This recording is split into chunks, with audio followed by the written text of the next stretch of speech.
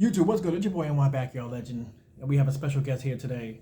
My wife, the Glam Goddess, is here to talk about her favorite Mcfarlane figures that she has to see in my multiverse that's taking over the whole damn living room.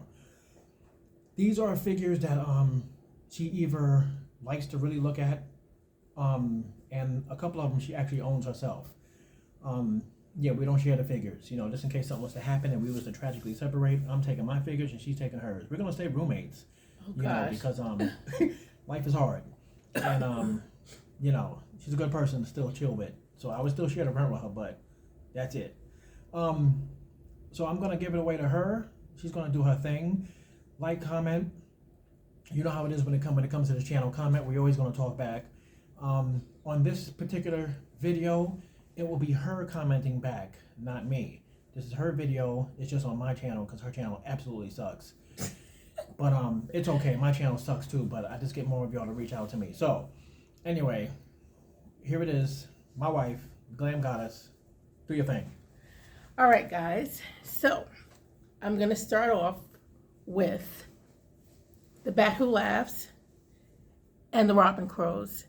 So you're going to hear me use this word ominous a lot because I like to use that word because I'm a big horror fan, and I like when characters look very ominous and menacing.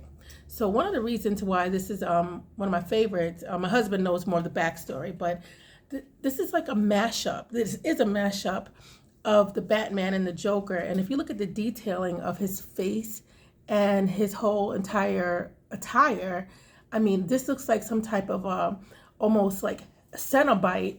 If you really look at it, he looks like a damn Cenobite mashed up with Batman and the Joker. It's like incredible. And then look at these two little, his little henchmen. They look ominous as well. I love it. This excites the horror fan in me. So this is why this is actually one of my favorites of my husband's Mcfarlane action figures. So are we ready to go into the next one? All right. So now this, if you are a Mortal Kombat fan, I'm sure you know who this is. This is Baraka from Tarkatan. I think that's how you pronounce it. I'm sure you guys have played Mortal Kombat and you know who this is. I think he's from the same place as Melina. But, like I said, I play these things. I watch some of these things. I don't always know the full entire backstory, but I tend to like the figures that look ominous and scary as hell. And he fits that description 110%. Yeah, that's Baraka. But that's one of my favorite Mcfarlane action figures. Let's move on to the next.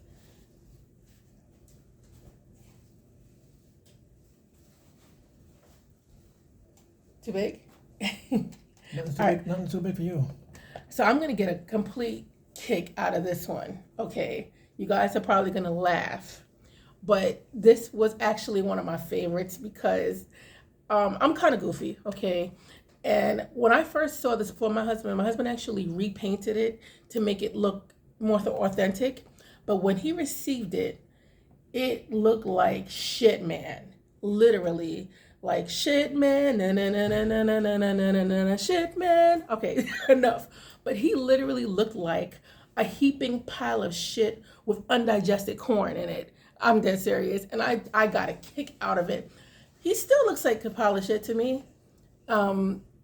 But at least it looks more authentic now. But I get a kick out of looking at this every time because I think it's hilarious. Yes, this is his name. Clayface, aka Shitman, one of my favorites of his Mcfarlane action figures. And I think we're ready to move on to the next.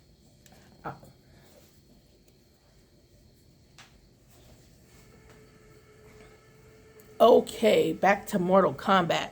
Get over here! Come here! Oh yeah, the figure that she dropped off the shelf once and broke one of his swords. Thanks. Yeah. Ruining the worth of him. Thank you very much. Well, when you have a lot of action figures, things tend to fall sometimes. Stay away. But yeah, so Scorpion, I love the character from Mortal Kombat. When I do play Mortal Kombat, I tend to always use him because I think he's the only character I can actually win with. For some reason, with him, I don't need the gamer skills. I don't want to say always, but 80% of the time I win using Scorpion.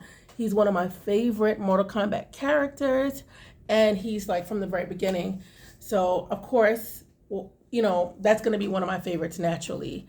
So yes, Scorpion, Mortal Kombat. I think it's time to move on to the next.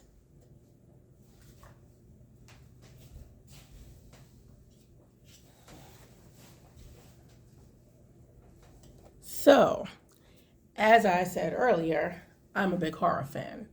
So, my husband is more of a DC fan. He's not really big on horror, but I tend to like the horror action figures more. But when it's a mashup of DC and horror, I kind of get into it. So, he corrected me. I said this is zombie Batman, but he said it's actually called infected Batman. So, of course, this will naturally be. He's dead. He's dead? Yeah, he's from the Dark Multiverse of Dark Lanterns. Well, he definitely looks dead.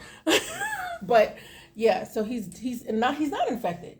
No, he's not. No, it's not really infected. He's just dead. He's just born again from the dead. Okay, so basically he's a zombie. So you was right. Yeah. So wait a minute. I'm asking questions as I'm doing this. I know there's a whole deceased. Basically that he's part of the Dark Lanterns. Okay. The Dark Lanterns are all dead heroes with the black rings on them. So, okay, last question. I know I'm supposed to be actually talking about this. Is he a villain? He becomes a villain when he's like this, correct? He's not a hero. Not really. Okay. Well, whether he's a villain or a hero, this is one of my favorites. I'm always gonna be horror is gonna always be my preference. So when it comes to my favorites out of all the action figures, this is definitely one of my favorites, only because it's a mashup of something. Honestly, on top of that, when it comes to horror, zombies is like my favorite genre. I don't really like vampires. Werewolves is meh, but zombies, I love zombies. I actually do a cosplay sometimes. So yes, one of my favorites, dead Batman, if you want to call him that. Let's move on to the next.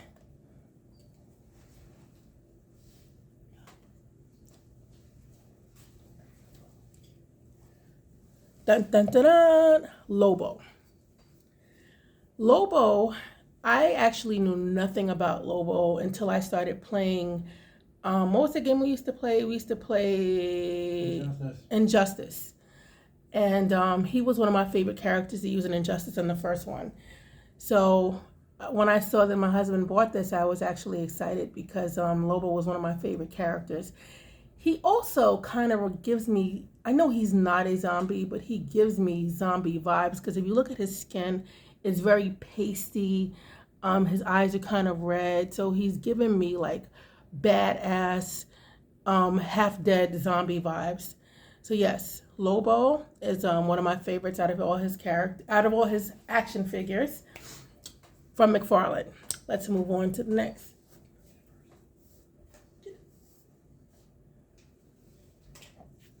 So he's going to have to help me out with this one because I saw this guy and I said, who the hell is this? But I like the way he looks. Plague. So now I'm going to need your help with this one. He gives me, I don't know if you guys are familiar with Tarman from Return of the Living Dead. He's like a villain mashed up with Tarman. But can you tell me a bit of his backstory? He's actually he actually is a living plague, made to destroy everything, but mostly made to destroy them from the Scorch team. It's a team of spawns, and they use him as a weapon at first, but the government basically made him like he's just a living weapon spawn killing thing. Okay, interesting. He has no friends. Interesting. And then he has the Ryuk like feathers on his back, which makes it pretty cool to look at. But yes, one day I will learn more about him, Plague. But for now, let's move on to the next. Okay. No, that one's a vampire. Yes, I looked at his fangs and I kind of figured that. So this is Vampire Superman. Okay. As I said, throughout this video, you're gonna see lots of figures that's inspired by horror that actually belong to my husband. But I'm always gonna favor those figures because I love horror. But yes, this is Vampire. This is Vampire Superman. Oh, look at that face. Look at the detailing. He did a really good job with this.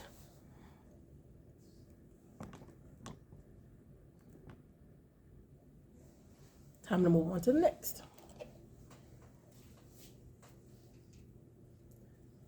All right, so I think now we can say that this one is actually infected, correct? So he's not a zombie, although I always say zombies are infected. This is infected Superman. It could get very confusing because there's so many multiverses, and I'm like, okay, what the hell is this? Okay, what the hell is this? This is Superman, this is Batman. This is it's kind of crazy because it's like so many different versions of these guys. But again, this is one of my favorites because it's inspired by horror. So, yes, infected Superman. Let's move on to the next.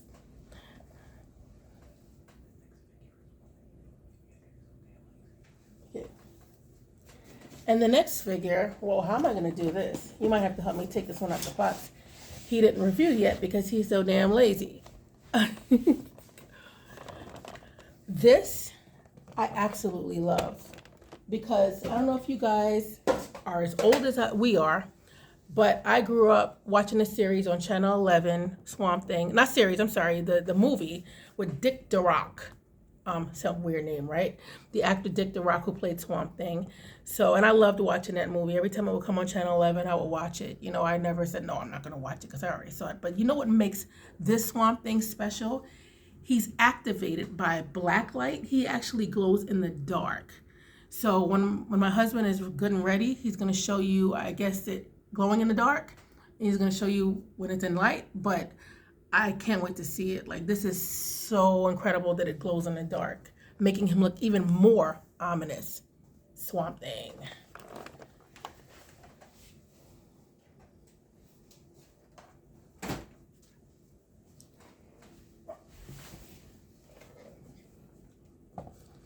Oop. Spawn. So I just started watching the old school series on animated series with my husband, with Mcfarlane of Spawn, but I actually really liked it. So when I saw this on his shelf, I was actually pretty excited because I like the show, and of course, Spawn. He definitely looks ominous because he's burnt to a crisp, and he's dead. So, of course, he's going to look ominous. He's not a live person anymore. Yes, Spawn. It doesn't really look like the one on the show, but I think it looks pretty damn impressive. That's a custom head scan. Oh, it's a custom head scan. Okay. Yeah. I appreciate the customized stuff because it shows people's hard work. So, I like it. I made that. Jesus Christ. She doesn't even know that I did it. You made that? I be in the living room all by myself. All right, boo. She pays no attention. How the hell did you make? Wait, we got to. She's on that damn Facebook all day. We got to talk about that after. How the hell did you do that? Yeah, we're going to talk after. Look at that face. How the hell did you do that? Who's your honorable mention? Oh, yeah. So how did I do it? Since we have it here. That is from... Damn it. Hold on. It's a guy who I don't care nothing about, so he's hidden. Hold up. Hold your honorable mention. She has an honorable mention, y'all. Uh-huh. But I had two of these dudes. Be careful. All right, y'all. This is going to be another one of those rare unedited videos. His head scan. This dude Hush. He looks like the Dark Man. So the Hush's head scan, and all I did was repainted it because I had two Hushes. Remember, they gave us a double release and they gave us a single release. I kept the single release normal, but because of Toy Gains, I'm probably going to edit it and make this look incredible and worth being on the shelf. But right now, you see I have them all the way in the back. All right, so now we're going to go to her honorable mention. Don't squeeze them together. Boom. Thank you for your cooperation. Hey. Don't fall, RoboCop. So this, when I see this, I get hit with a bit of nostalgia because, again, I miss my childhood and these movies from when I was growing up. This is not horror, obviously, but I really loved RoboCop. I actually liked the first one more so than the remake because, yes, maybe I was a little too young to be watching it, but it really, really, really tugged at your heartstrings because the way they did him so dirty. And, you know, it made you want to cry. It was very, very, very sad, but, you know, I'm glad he got the chance to come back and get the bad guys. But I love this movie, and I like the old. Wait a minute, this is very important. Yeah, she loved RoboCop so much that a couple of years ago, she got me the NECA N209. Yes, and you know what? That should have picked that. That should have been one of my top. But I'm gonna say the reason why I really like this is because I'm glad they used a Peter Weller head scan. No offense to the new guy in the remake, but that's not my RoboCop. This is my RoboCop, Peter Weller.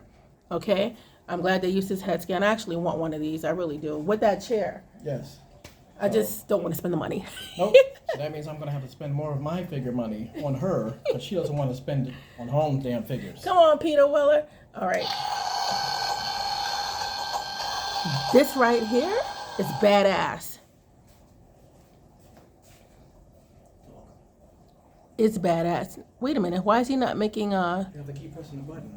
Where the hell is the button? Come on, just press it for me. These women are lazy, I'm telling you. I don't know where the button is. That's your toy. I mean, figure.